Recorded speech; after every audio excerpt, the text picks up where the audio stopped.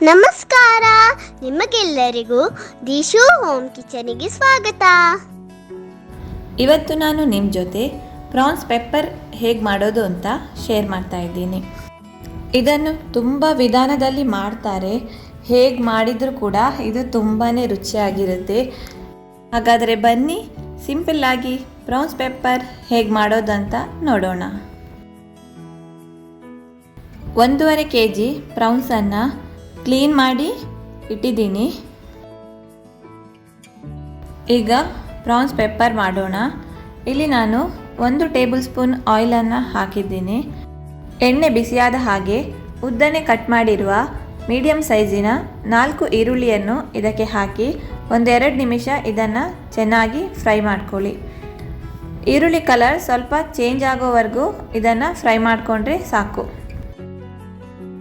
ಸಣ್ಣದಾಗಿ ಕಟ್ ಮಾಡಿರುವ 10 ಬೆಳ್ಳುಳ್ಳಿ, 4 ಕಾಯಿಮೆಣಸು, ಅರ್ಧ ಟೇಬಲ್ ಸ್ಪೂನ್ ಶುಂಠಿ ಬೆಳ್ಳುಳ್ಳಿ ಪೇಸ್ಟ್, ಸ್ವಲ್ಪ ಕರಿಬೇವು, ಇದನ್ನೆಲ್ಲ 2 ನಿಮಿಷ ಫ್ರೈ ಮಾಡ್ಕೊಳ್ಳಿ.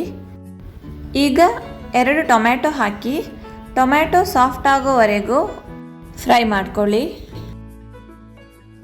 ಟೊಮ್ಯಾಟೊ ಸಾಫ್ಟ್ ಆದ ನಂತರ ಇದಕ್ಕೆ 1/4 ಟೇಬಲ್ ಸ್ಪೂನ್ ಮೆಣಸಿನ ಹುಡಿ, 1/4 ಟೀ ಸ್ಪೂನ್ ಅರಶಿನದ ಹುಡಿ, 1 ಟೇಬಲ್ ಸ್ಪೂನ್ ಪೆಪ್ಪರ್ ಪೌಡರ್ ಹಾಕಿ ಮಸಾಲೆಗಳ ಹಸಿ ಸ್ಮೆಲ್ ಹೋಗೋವರೆಗೂ ಸ್ವಲ್ಪ ಹೊತ್ತು ಇದನ್ನು ಫ್ರೈ ಮಾಡ್ಕೊಳ್ಳಿ.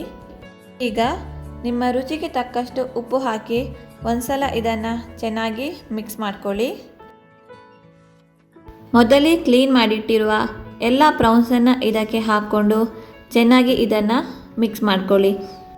ಯಾವುದೇ ಕಾರಣಕ್ಕೂ ನೀರು ಸೇರಿಸಲಿಕ್ಕೆ ಹೋಗಬೇಡಿ. ಸಿಗಡಿ ಬೇಯುವಾಗ ಅದು ನೀರು ಬಿಟ್ಕೊಡುತ್ತೆ. ಈಗ ಮುಚ್ಚಳ ಮುಚ್ಚಿ 5 ನಿಮಿಷ ಇದನ್ನು ಬೇಯಿಸ್ಕೊಳ್ಳಿ. 5 ನಿಮಿಷ ಆಗಿದೆ. ಸಿಗಡಿ ಎಲ್ಲ ಬೇಯುವಾಗ ಎಷ್ಟು ನೀರು ಬಿಟ್ಕೊಟ್ಟಿದೆ ನೋಡಿ. ಒಂದ್ಸಲ ಇದನ್ನು ಚೆನ್ನಾಗಿ ಮಿಕ್ಸ್ ಮಾಡಿಕೊಂಡು ಉಪ್ಪು ಖಾರ ನೋಡಿಕೊಂಡು ನಿಮಗೆ ಬೇಕಿದ್ದರೆ ಹಾಕ್ಕೊಳ್ಳಿ. ಕೆಲವರಿಗೆ ಖಾರ ತುಂಬ ಇಷ್ಟ ಇರುತ್ತೆ. ಹಾಗೆ ಬೇಕಿರುವವರು ಜಾಸ್ತಿ ಪೆಪ್ಪರ್ ಪೌಡರನ್ನು ಆ್ಯಡ್ ಮಾಡ್ಕೊಳ್ಳಿ. ಕೊನೆಯದಾಗಿ ಕೊತ್ತಂಬರಿ ಸೊಪ್ಪನ್ನು ಹಾಕಿ ಒಂದು ಸಲ ಚೆನ್ನಾಗಿ ಮಿಕ್ಸ್ ಮಾಡಿಕೊಂಡು ಬಿಸಿ ಬಿಸಿಯೇ ಸರ್ವ್ ಮಾಡ್ಕೊಳ್ಳಿ. ನೋಡಿದ್ರಲ್ಲ ಹೇಗೆ ಸಿಂಪಲ್ಲಾಗಿ ನಾವು ಪ್ರಾನ್ಸ್ ಪೆಪ್ಪರನ್ನು ಮಾಡ್ಬೋದು ಅಂತ. ಈ ರೆಸಿಪಿ ನಿಮಗೆ ಇಷ್ಟ ಆದರೆ ಲೈಕ್ ಮಾಡಿ, ಕಮೆಂಟ್ ಮಾಡಿ, ಶೇರ್ ಮಾಡಿ. ಹಾಗೆ ನಮ್ಮ ಚಾನಲಿಗೆ ಸಬ್ಸ್ಕ್ರೈಬ್ ಮಾಡಿ. Thank you for watching.